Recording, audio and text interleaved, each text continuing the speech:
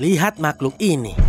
Dari kepala sampai ke toraksnya, semua hal tentang makhluk ini membuat kita berteriak, lari ke arah lain.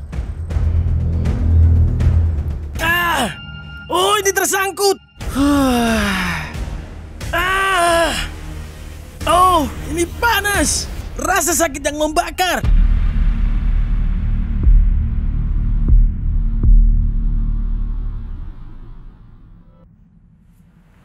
Siap? Standby, Coyote. Ada berita terbaru nih. Ya.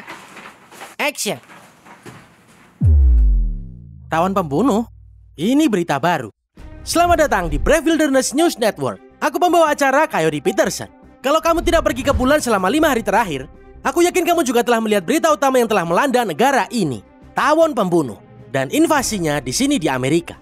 Ya, aku harus kasih tahu kalian. Tawon pembunuh tidak akan menyerang Amerika. Yang akan kulakukan sekarang adalah menjawab 10 pertanyaan yang paling sering diajukan yang telah masuk melalui media sosial. Kita akan bahas apakah tawon ini akan muncul atau tidak, apa sebenarnya tawon pembunuh itu, dan apakah kamu benar-benar perlu takut pada makhluk yang tampaknya menakutkan ini. Jadi kalau kalian siap, ini dia. Pertanyaan nomor 1. Apa itu tawon pembunuh? Nah, pertama-tama istilah tawon pembunuh diciptakan oleh media untuk menimbulkan rasa takut pada masyarakat. Tidak ada yang namanya tawon pembunuh dan tidak ada spesies tawon yang akan membunuh manusia sama sekali. Secara ilmiah, mereka dikenal sebagai tawon raksasa Asia.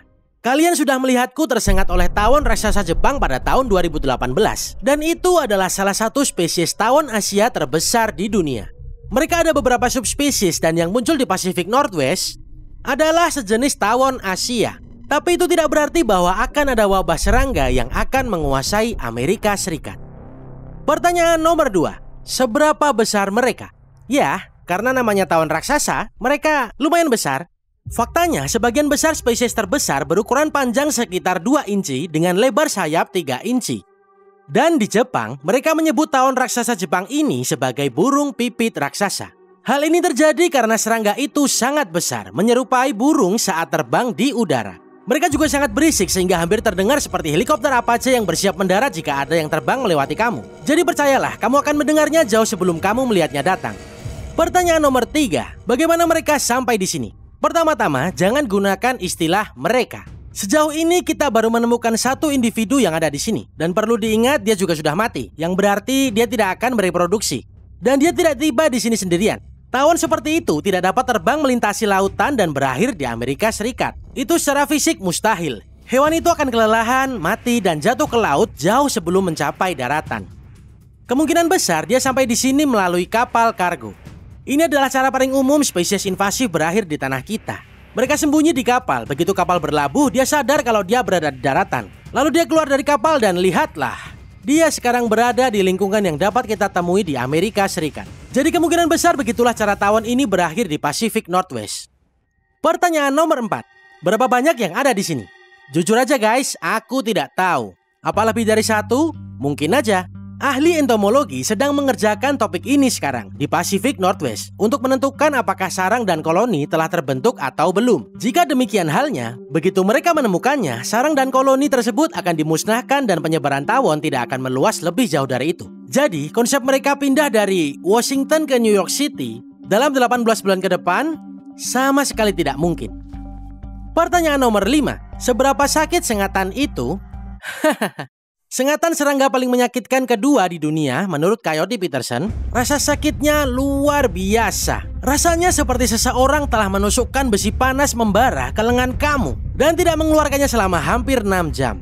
Setelah tersengat, lenganku membengkak hingga hampir 2 kali ukuran aslinya dan aku merasakan sakit yang luar biasa selama hampir 36 jam.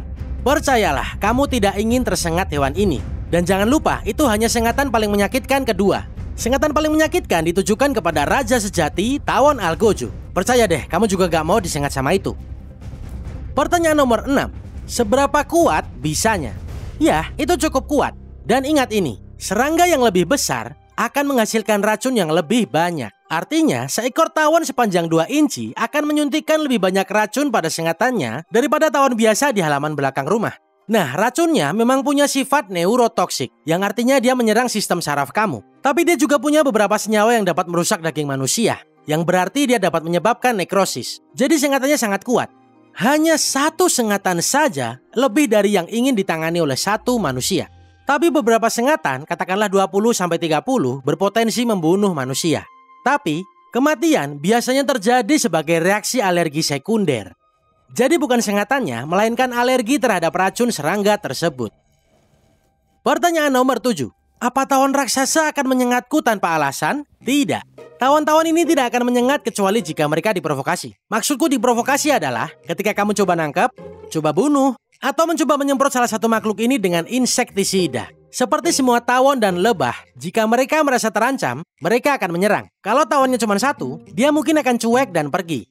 Kalau kamu nggak sengaja menemukan sarang dan mengganggunya, begitulah cara kamu diserbu dan itu adalah skenario terburuk, yang mudah-mudahan tidak seorang pun dari kita harus menghadapinya. Pertanyaan nomor 8. Siapa yang perlu takut? Jujur aja guys, nggak ada.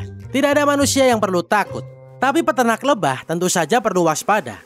Karena lebahlah yang perlu takut kepada tawon. Dan juga terutama lebah madu Eropa. Karena mereka belum berevolusi ke tahap di mana mereka mampu membentuk pertahanan terhadap serangan tawon ini. Yang akan dilakukan tawon itu adalah datang dan menghancurkan seluruh koloni. Dengan menyengat dan memenggal semua lebah pekerja. Mereka akan masuk, lalu membunuh ratunya, dan kemudian memakan semua larva.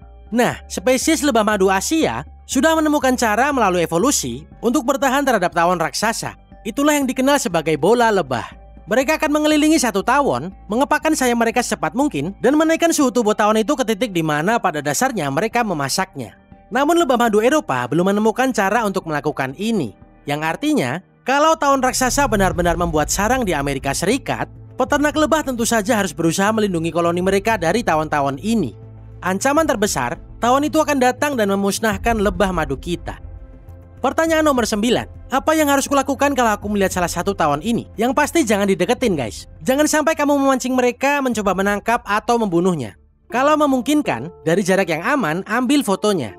Memverifikasi spesies adalah hal terpenting yang dapat kita lakukan saat ini. Simpan infonya dan berikan kepada Departemen Perikanan dan Satwa Liar setempat. Mereka dapat bantu mengidentifikasi spesies dengan tepat, kemudian mereka akan hubungi ahli entomologi yang bisa datang ke daerahmu dan menentukan apakah ada sarang atau koloni yang telah berakar di daerahmu.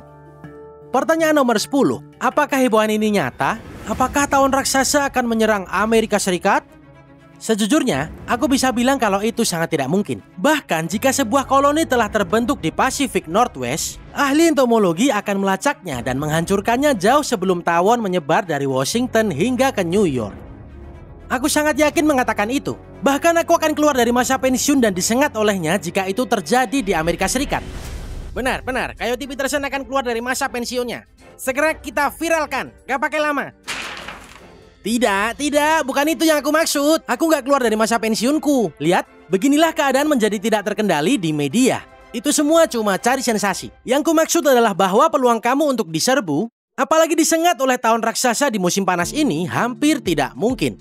Artinya keluar aja, nikmati piknikmu, karena kamu tidak akan bertemu dengan tawon raksasa pemakan manusia. Aku Coyote Peterson, tetap berani, dan tetap liar. Sampai jumpa di petualangan selanjutnya. Berita baru, tawon raksasa pemakan manusia. Mereka nggak makan manusia, aku kan udah bilang.